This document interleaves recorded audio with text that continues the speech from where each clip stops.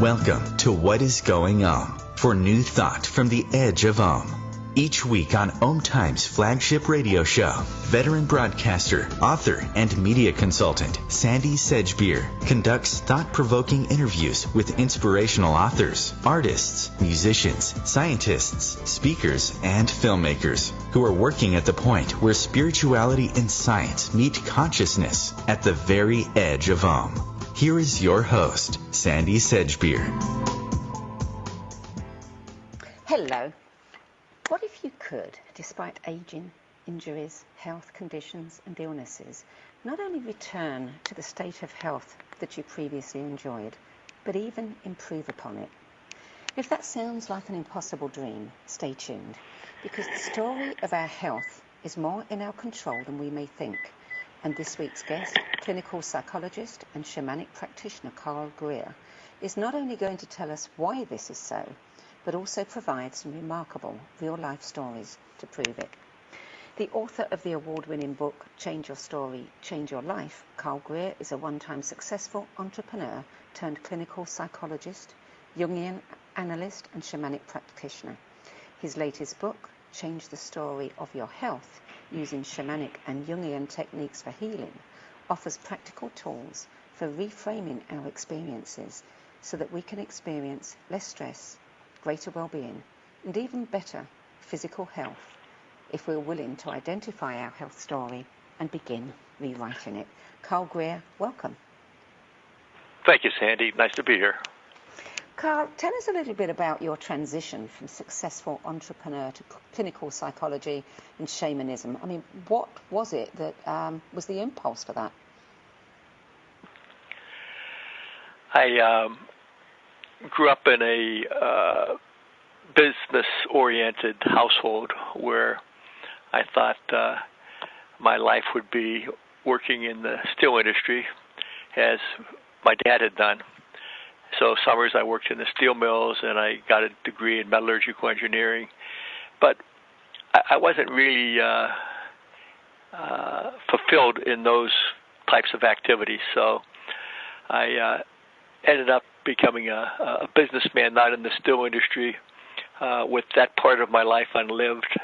When I was about 45, I decided to go back to school, became a clinical psychologist, and after that a Jungian analyst, but I guess I was still searching for a spiritual path that would really feed me. And shamanism was that path for me. And so for probably close to 20 years now, I've been involved in shamanism as well as psychology, and that's kind of my story. So your book, Change Your Story, Change Your Life, was very successful and won 3 awards. Why did you choose to follow it up with Change the Story of Your Health? A lot of the people that I see and have talked to talk about their health. They talk about issues that are concerning them, particularly as they're getting older. And I thought it might be useful for me to write about that topic, just given the interest that people seem to have in it. So we all have stories about our lives, doubtless few of which are as true as we think they are. Why do we need to create stories? What purpose do they serve? I think it helps ground us and orient us, but I think what you said, they may not always be the stories we think they are, is one of the rubs. And in my first book, I was struck by the number of people that I've encountered and worked with that are very spiritual, but were having trouble bringing those spiritual practices into their everyday life. Another group of people were feeling trapped in their lives and not able to get out of the box that they created. And they would say things about that trap or about their inability to bring their spirituality into their everyday life that had a story aspect to it. The story of, I'm destined to failure, or once I get the kids out of the house and successfully launched, I'll be able to do such and such. And so those folks needed a way to first start off accurately telling themselves the truth about their lives, not just the story they wanted others to see. And that same idea applies to this new book, Change the Story of Your Health, where I'm suggesting that people can benefit from not just turning their health issues over to experts, but taking more charge themselves in rewriting their health story. And I suggest a number of ways that they might think about doing that.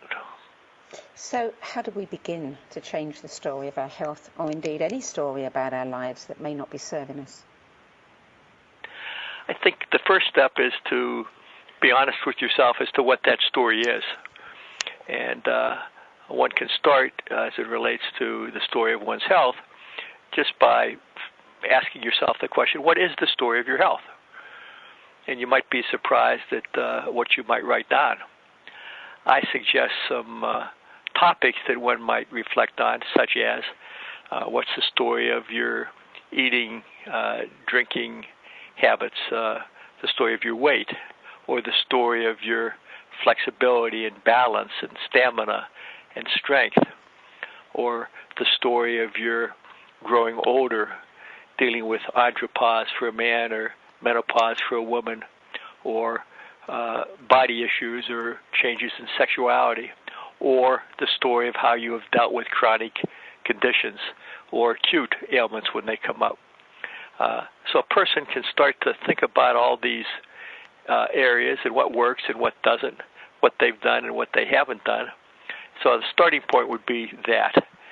Then the next step, and I have different ways to engage that first step, but the next step would be, what would you like it to be? And then one is left with kind of conundrum, well, if you'd like it to be different, why isn't it? And I have found, Sandy, that a lot of times people have good intentions, but there are unconscious reasons and forces that are keeping them from doing what part of them would like to do.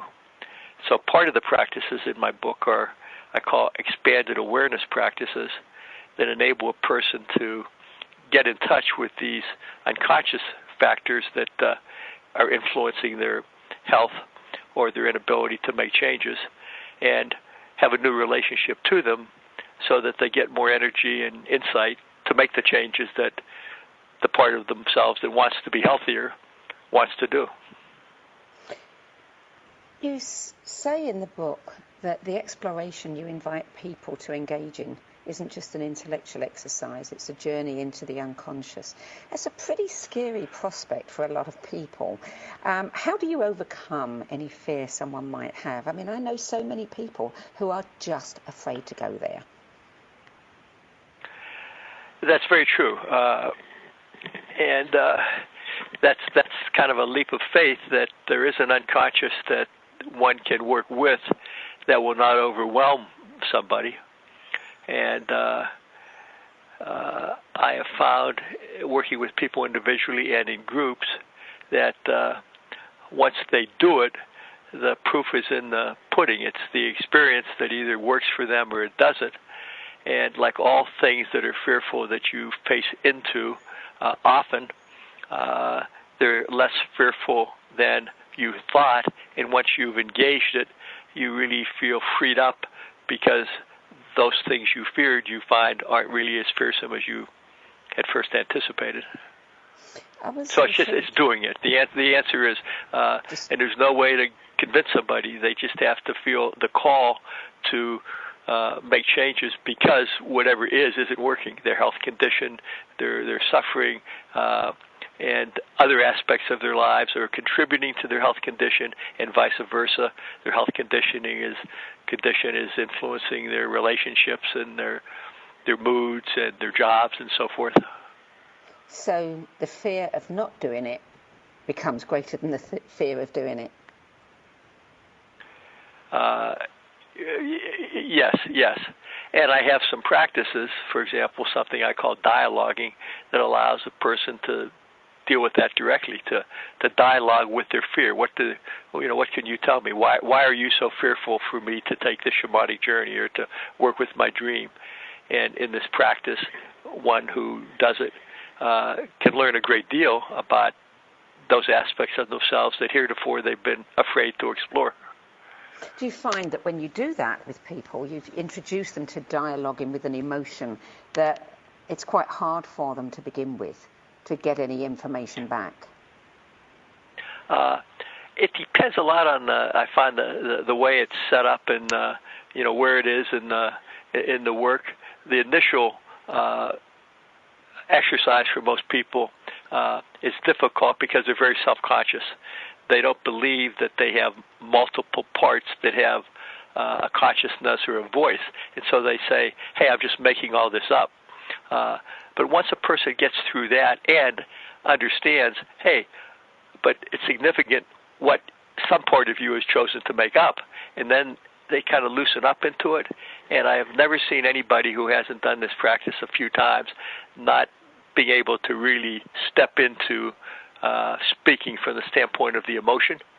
But you're absolutely right. It's not like a comfortable everyday thing like turn it on TV and just watching. It's something you have to practice. You also have people dialoguing with inanimate objects, rocks, trees, all kinds of things. How do they feel about that? Again, the shamanic worldview is that everything came from creative energy, the place before the Big Bang, that has visible and invisible manifestations, but it's all part of that infinite potential that we came from and will go back to, so shamans believe, as do I. And if everything is interconnected and contains that one, then everything has that life force, rocks, plants, animals, and therefore has a certain awareness that one can relate to. And even if it's just a phenomenon of projection, it's interesting what the hooks, in Jungian parlance, they talk about a projection needs a hook, what those hooks elicit from somebody.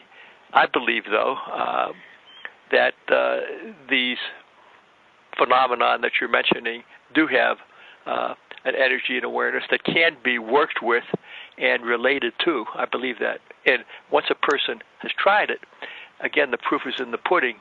If they have experienced something beneficial, that's good. You're listening to What is Going On. I'm Sandy Sedgbeer, and I'm speaking with Jungian analyst and shamanic practitioner Carl Greer about how we can change the story of our health. We'll be back after the break.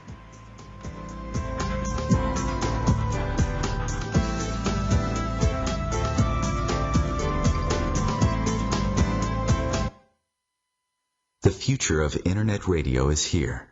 OMTimes Radio. IOM FM. Change and growth are part of natural life and also part of your spiritual life. Everyone needs support and guidance, especially during life passages. Upgrade yourself with the OMTimes Experts program.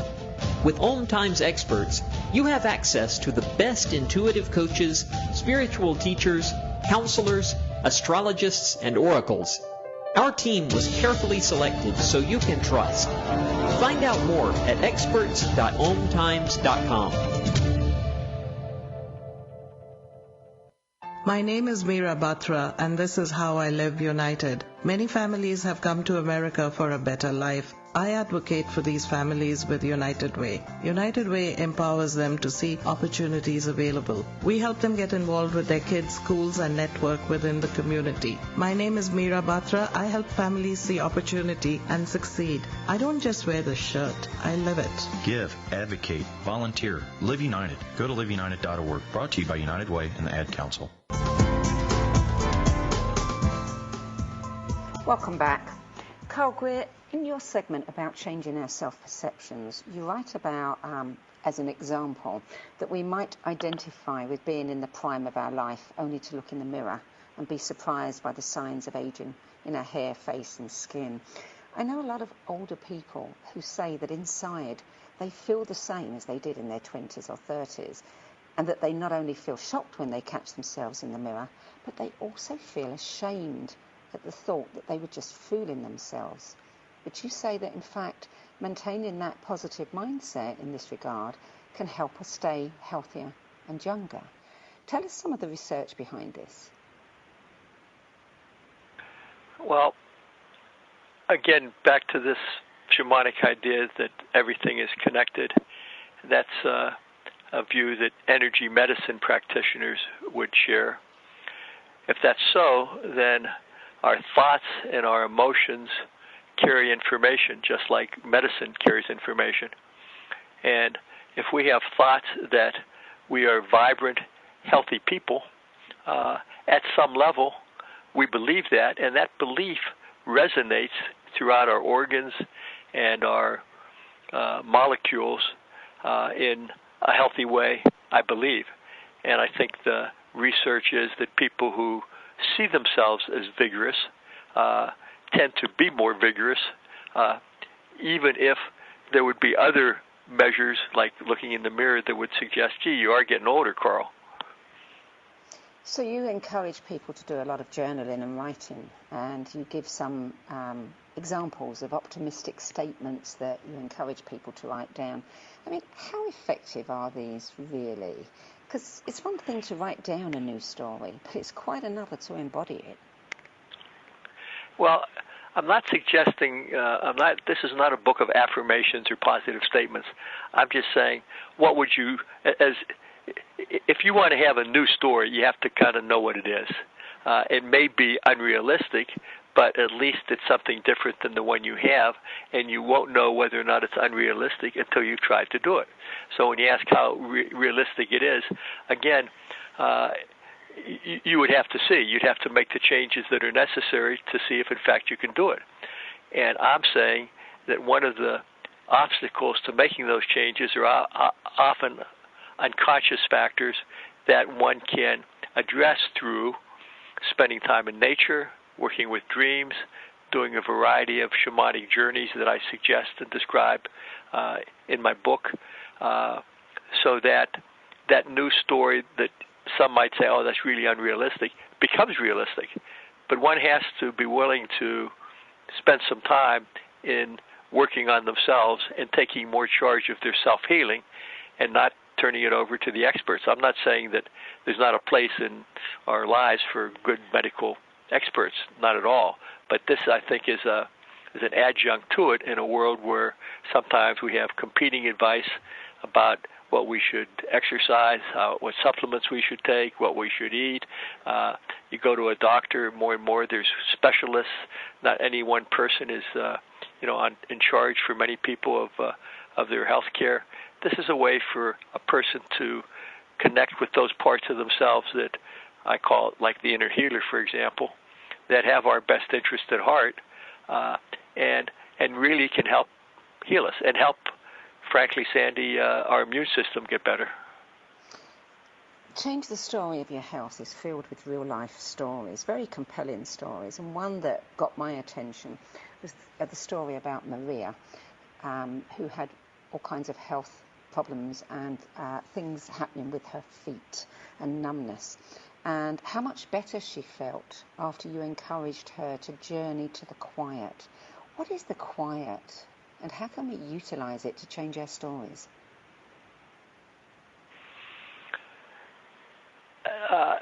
All of the journeys that I've suggested in my book are ones that I personally experienced. The quiet is a place I encountered, which was for me the place before creation that I talked about earlier, the place of pure potential.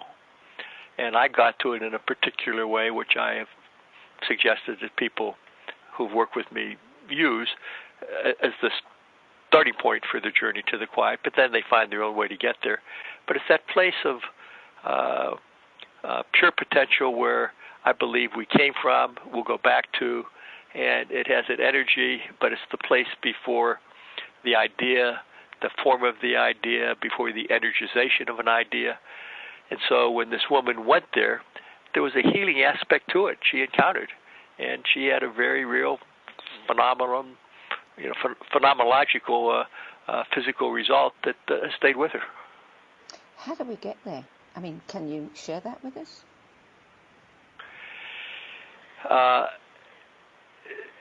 The way I did it and the way I've suggested, one would get into before any of these altered state journey practices, one needs to prepare. And I prepare by breathing, cleansing my energy field, opening sacred space. And then when the journey starts, I find myself in a tunnel, and I'm going through this tunnel at an increasing speed until I come to a crystalline diamond-like matrix that my energy body goes through. And when I came out the other side, when I first did it, I encountered this energy that I knew was the quiet. I subsequently experienced it as a place of agape love and pure potential. And so I would have people get into a altered state through breathing or rattling or drumming that I would do or they would do, and then take this journey. And then when they get there, as it relates to their health, they might say, you know, what message do you have for me about my fibromyalgia, about my chronic fatigue syndrome? And then you listen and let that energy speak to you, however it manifests the answer. And then you might say, what do I need to give up in order to be healthier? What do I need to gain? Those would be the types of questions one might ask. And it's amazing from wherever the answer comes, how powerful and useful the answer is to many people in many situations about their health or any other story issue that they have. In shamanic work, balance is always a goal. And so, you know, the book says that when we remove something energetically, we also have to bring something in. Why is that? Why do we have to have something come in as well?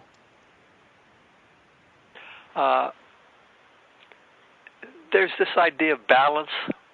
If you think about Chinese medicine, acupuncture, often the thought is you want to put the needle so that a place that needs more gets more, a place that needs less gets less.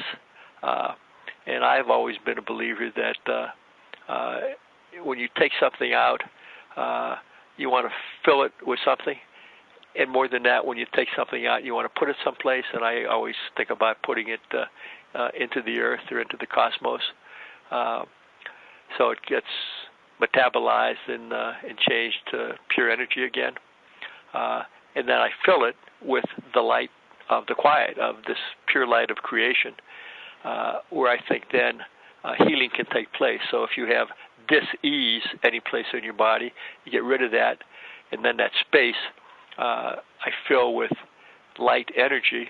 And because I believe that everything's connected and that intent leads to where the energy goes, and that energy follows intent, you now have something in your system that's going to influence your organs and your molecular structure in ways that are healthier than before you did that particular practice.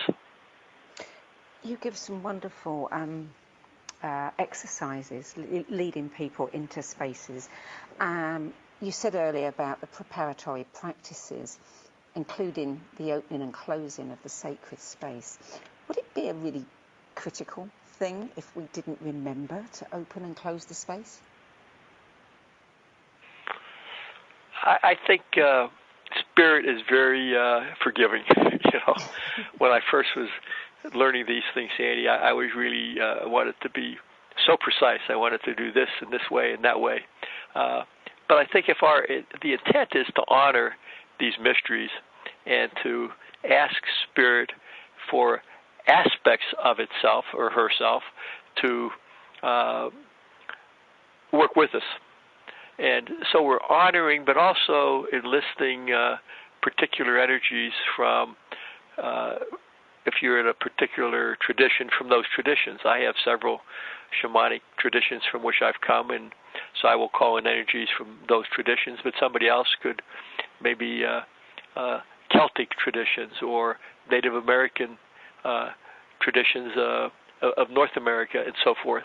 Or just honoring, I know there's mysteries greater than I. Come work with me as I'm doing this work. I mean, that could be it. Now, to your question, if you forget to do it, I don't think it's the end of the world, but I think to do it in a certain formal way by ritualizing, at least to that degree, it potentiates the work, in my opinion, but if you forget about it, it doesn't mean that it's going to be a failure. So soul retrieval work has long been associated with shamanic work, and I do know a little bit about it. I've never engaged in it, but would you say that everyone could benefit from this work? I mean, are we giving up constantly pieces of ourselves that, it would be better to retrieve? Well, shamans would certainly say that. I would say that. As a psychologist, I could say there's parts of ourselves that have been repressed, or parts of ourselves have gone, from a Jungian standpoint, into complex that to bring to the light of consciousness would be useful. But the shamanic work is even, I think, more subtle than that. It's suggesting that our past, and if you believe in reincarnation, our karmic past, live within us and influence us. And if we can become more free of those influences, or more conscious of them, we have more freedom of action in the present. Similarly, shamans would say, and I believe this, that we all have a good, better, best destiny. And if we can hook into that destiny more consciously, that influencing of it will, and energizing it, will impact the decisions that we make in the present. So part of the work is you want to be free of past stuff so you have more freedom in the present, and you want to be hooked to a better destiny so that present decisions are influenced by that new, better destiny. You're listening to What is Going On. I'm Sandy Sedgbeer, and my guest is Jungian analyst, shamanic practitioner, and master of transformation, Carl Greer. We'll be back after the break with more tips, techniques, and information on how changing your story can transform your health and your life. Stay tuned.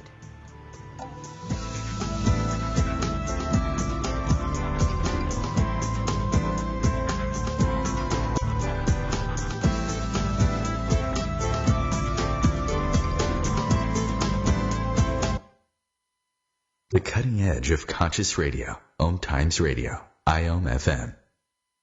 Being a radio host on IOM FM allows you to build your show on a rich platform with the power of the internet to fulfill your outreach goals and connect with a very specialized and global online audience, unlimited by time and distance. OMTimes Radio will provide you with web relevance, a recognizable conscious brand, and with the standard of excellence that has accompanied every single OMTimes endeavor. Host your show with OMTimes Radio Network.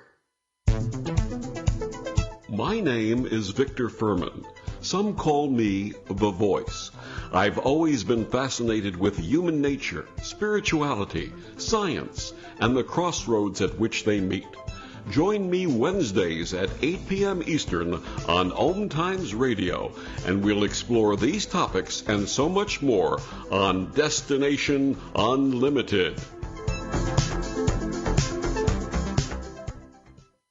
Hi, I found a toy dinosaur over on the playground by Smith Street. It had this phone number on it, and, well, I just wanted to make sure the dinosaur made it back to its little owner. When I found the little sippy cup, I just had to give you a call. It's for a kid, you know? I know my son gets super attached to the smallest things, even a fire truck, and I'd be happy to drop it off. We'd do anything for kids, yet 1 in 6 children in the U.S. struggle with hunger. Help end childhood hunger near you. Learn how at feedingamerica.org. Brought to you by Feeding America and the Ad Council. Welcome back. Carl Greer, Jungian analysts work a great deal with archetypes, and I'm not certain, but I would hazard a guess that shamans do too. How can the death archetype help us change our story about our health, particularly for someone who might be facing death?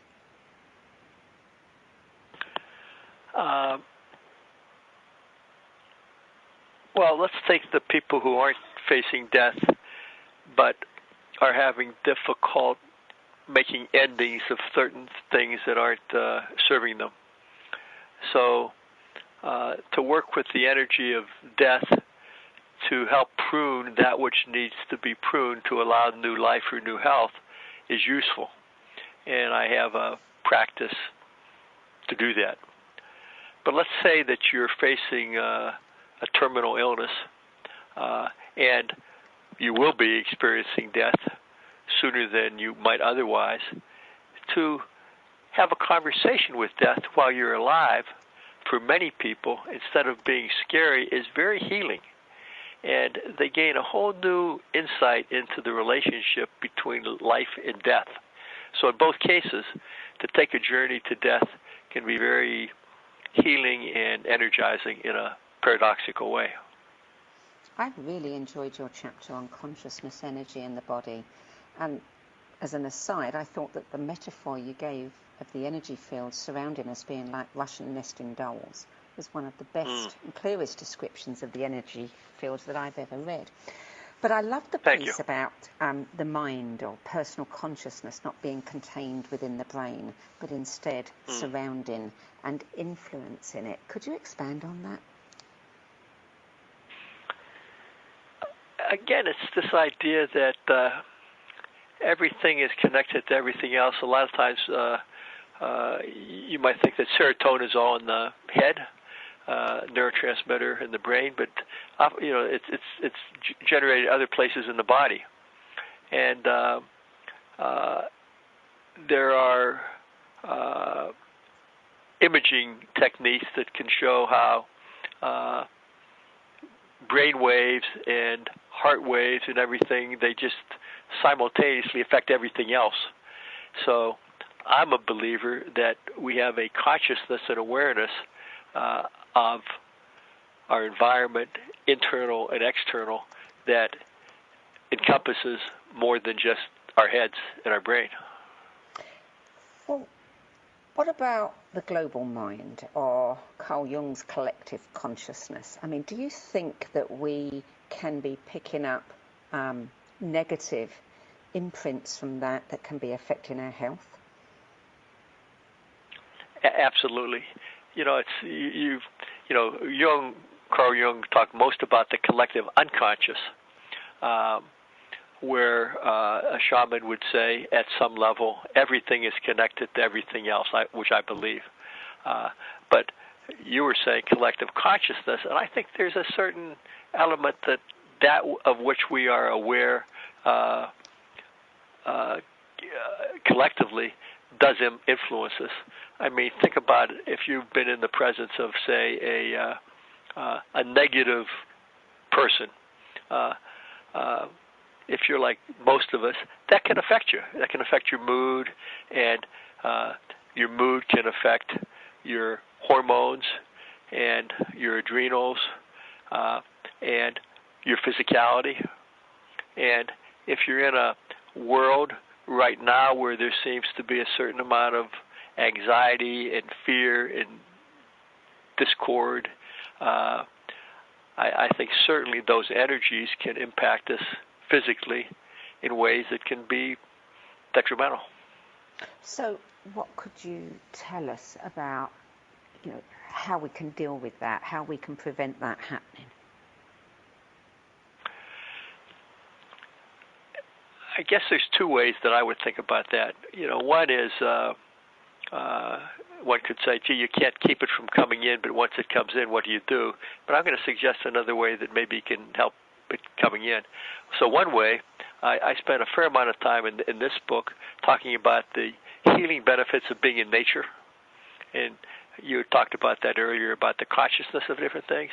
But it's been proven that just to walk in the woods, to be around water, to look at the colors, can be very healing.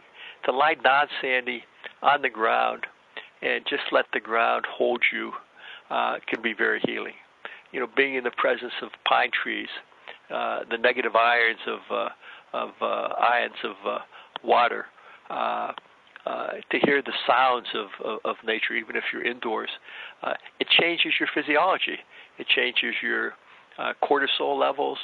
It changes the amount of neurotransmitters that you have.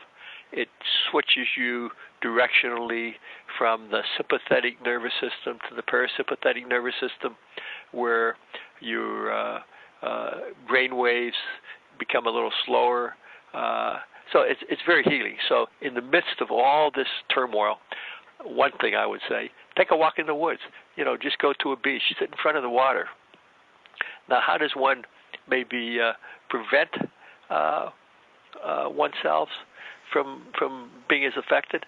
Go on these journeys.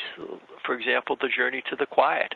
And if, in fact, energy follows intent, which all spiritual workers at least believe and pay lip service to, and how that works in a person's life is really dependent, I believe, on their practices.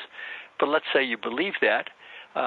Intend that you're going to get healing energy from these places that you journey to. For example, the quiet, this place of pure creation. Say, quiet, help me to be protected from all the negativity that's around me. And then after you've done that, see if in fact the influences that heretofore have been negative for you are less so. Shamanism's a practice of the experiential. It's more of the percept as opposed to the precept.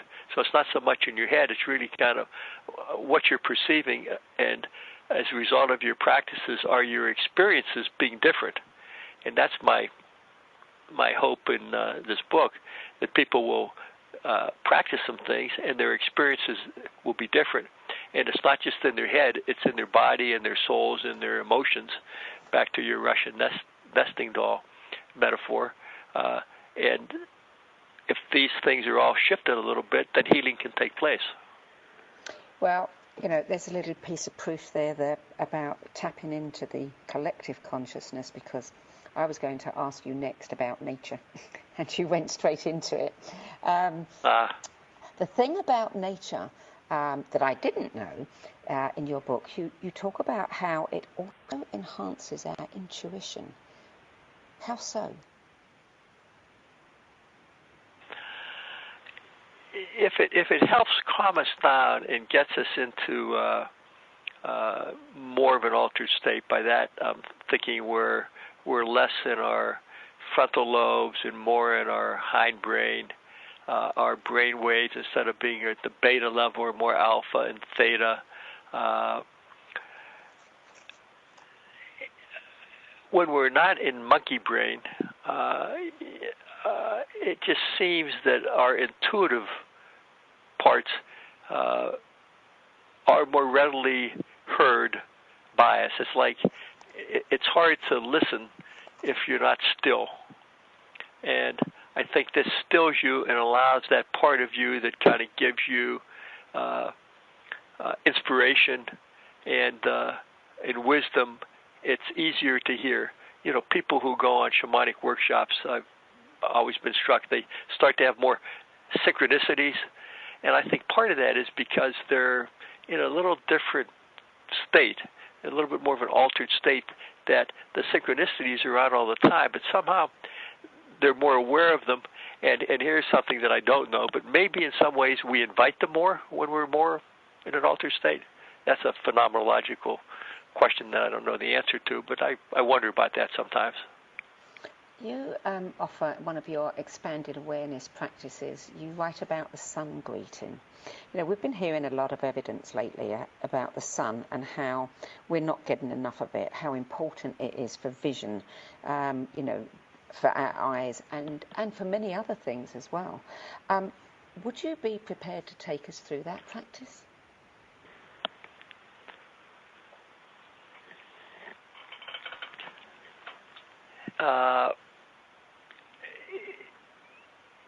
It's basically, if you can be up at dawn, or even if you're not, honoring the energy of the sun, and greeting it and feeling that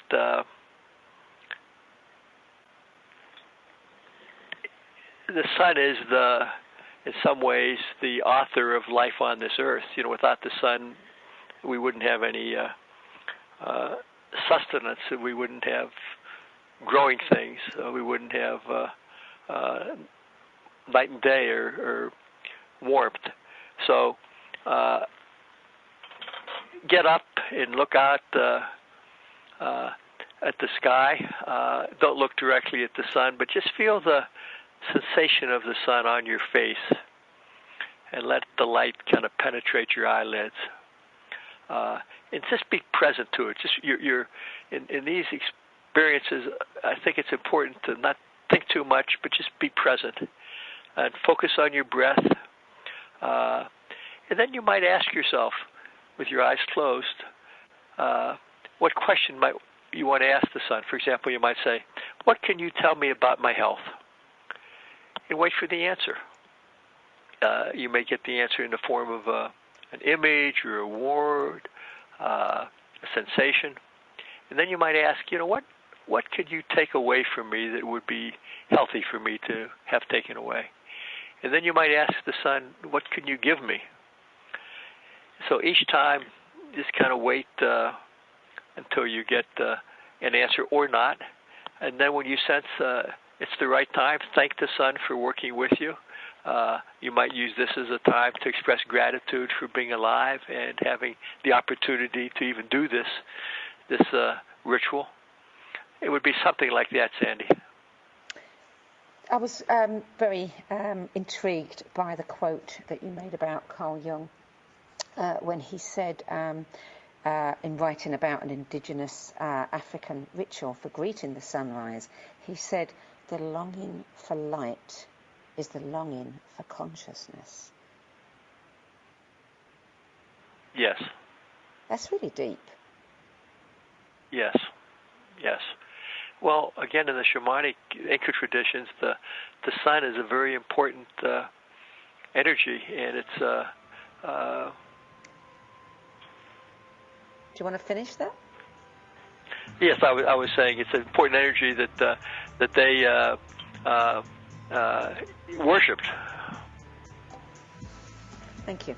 You're listening to What is Going On. I'm Sandy Sedgbeer, and I'm speaking with Jungian analyst and shamanic practitioner Carl Greer about the Jungian and shamanic techniques for healing shared in his book, Change the Story of Your Health. We'll be back after this break. Bringing a more conscious lifestyle to your world. OMTimes Radio.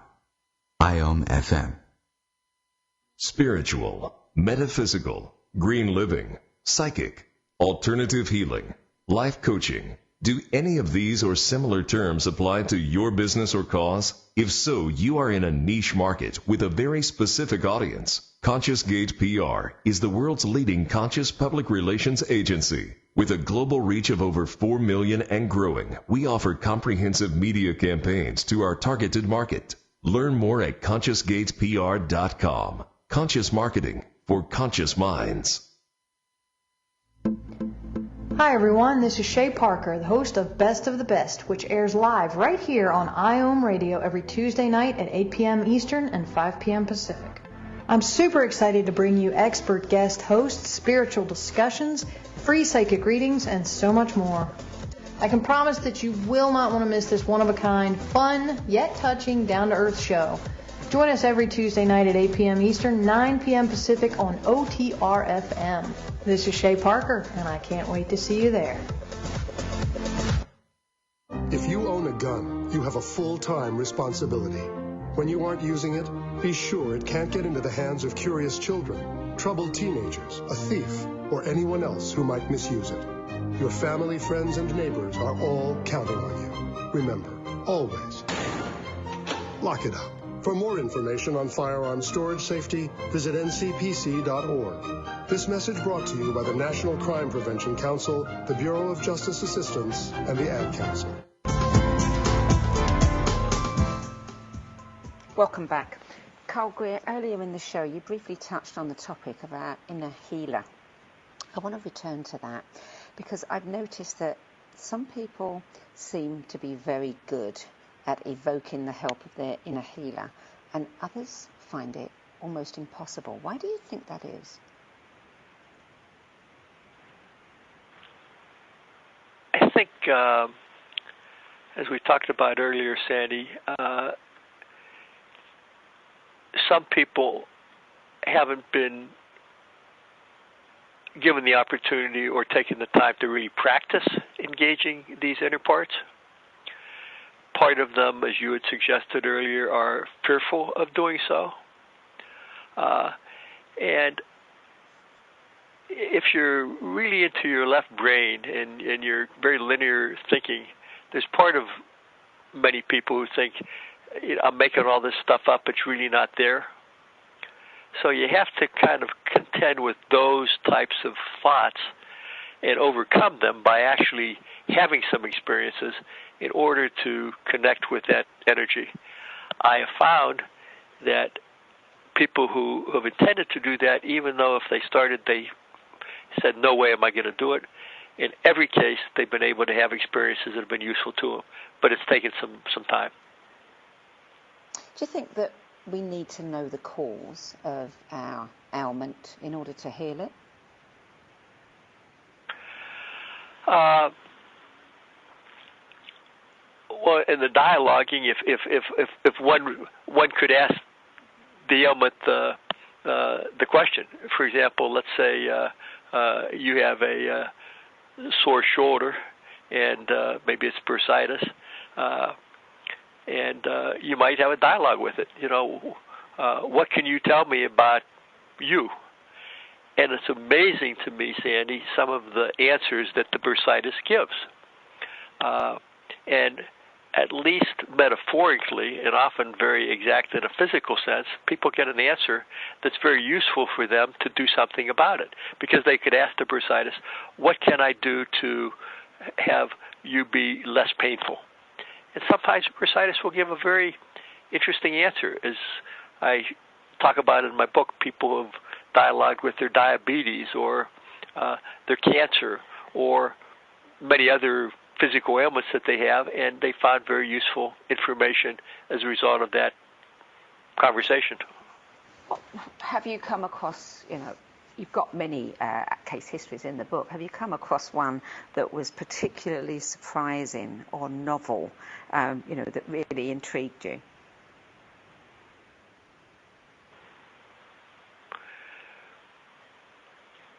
No, they're all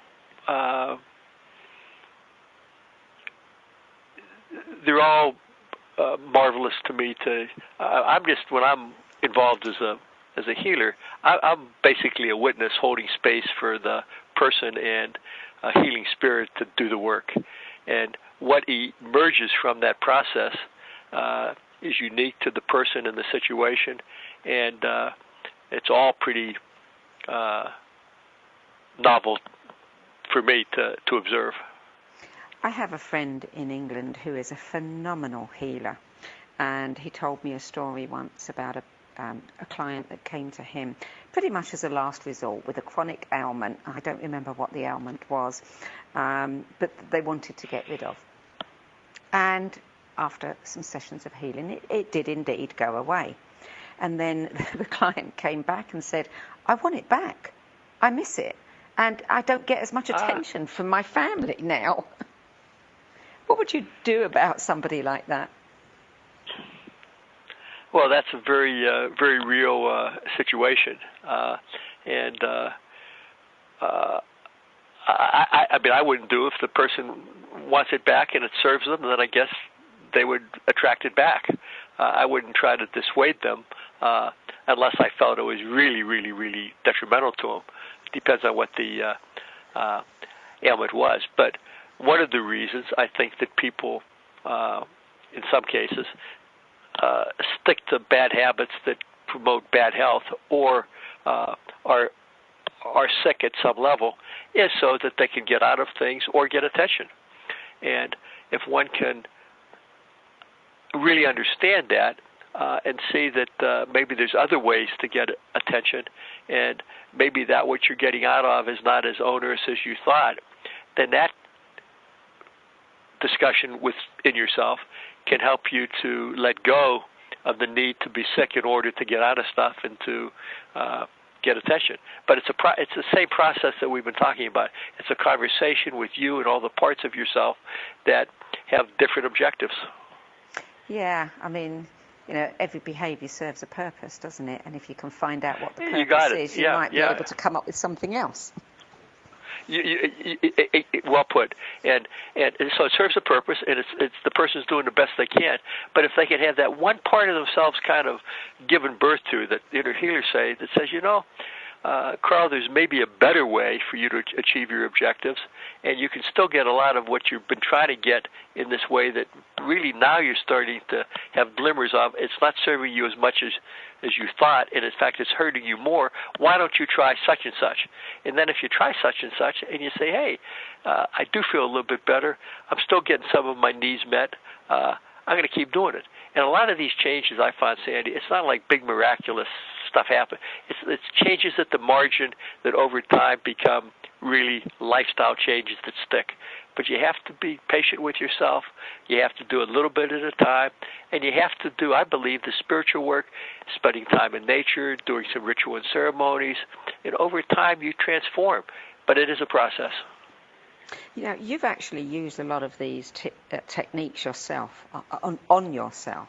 Can you share a little bit about that with us? I've had a couple of, I do this work on my own behalf.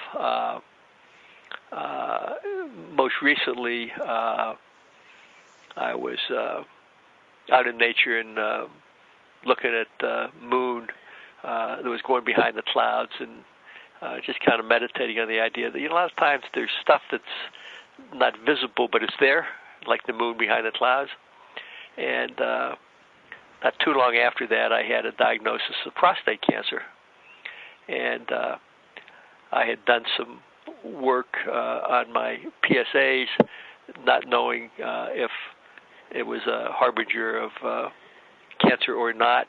And so then the cancer was revealed, hidden but there.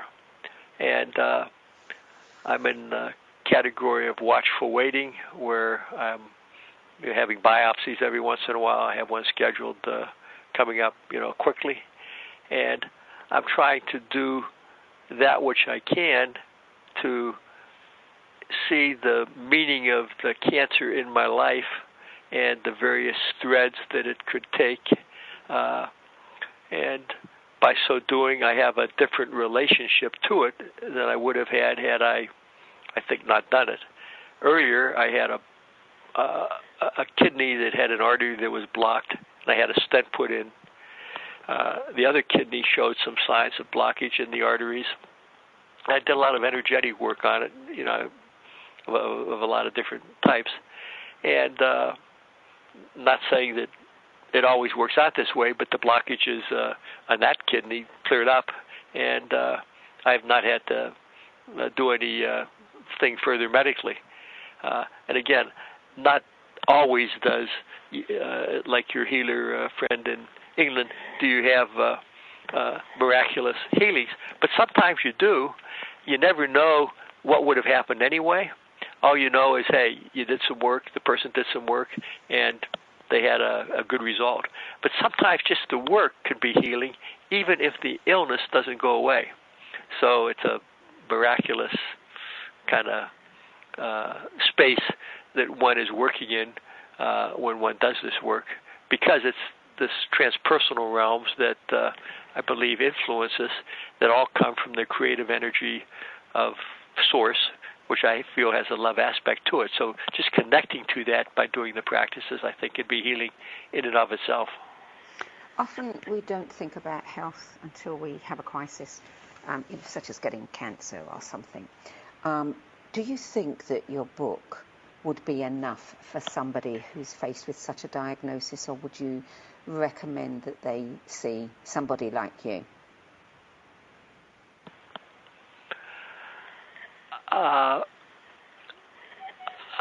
I think people certainly should seek out whatever help serves them. I would hope that my book could be useful for many people in many situations, but I would certainly not suggest that it by itself would be enough for a person to get healed or get healthy. As I said at the beginning, I think Western doctors are great, Chinese medicine doctors are great, Ayurvedic is good. It's hard to find the right shamanic healer or the right Jungian analyst or the right naturopath or homeopathic physician, but they're out there, and there's some are good, and I think a person just has to try out and interview and trust their gut, and if it doesn't seem to be a good fit, then try somebody else. Well, before we close, Carl Greer, I just want to tell you that regardless, I think that Change the Story of Your Health would make a wonderful adjunct for anybody who have any kind of health problem, because it certainly provides a lot of practical things to do so that you can feel more in control, and certainly a lot of things that can shift your perceptions. So thank you. Thank you for writing it, and thank you for joining us. Well, you're very kind to say that. I've enjoyed the conversation, Sandy. Thank you. Bye-bye, Carl. Bye. For more information about Carl Greer and his work, visit carlgreer, GREER.com. Change the Story of Your Health using Shamanic and Jungian techniques for healing is published by Findhorn Press and is available anywhere that good books are sold. You've been listening to What Is Going On. I'm Sandy Sedgbeer, and I hope you'll join me again next week when I shall be discussing how we can heal our childhood wounds and become the everyday avatars that we are, with pioneering teacher Susie Miller's powerful new work, The Journey Back to Love. Until then, it's goodbye from me.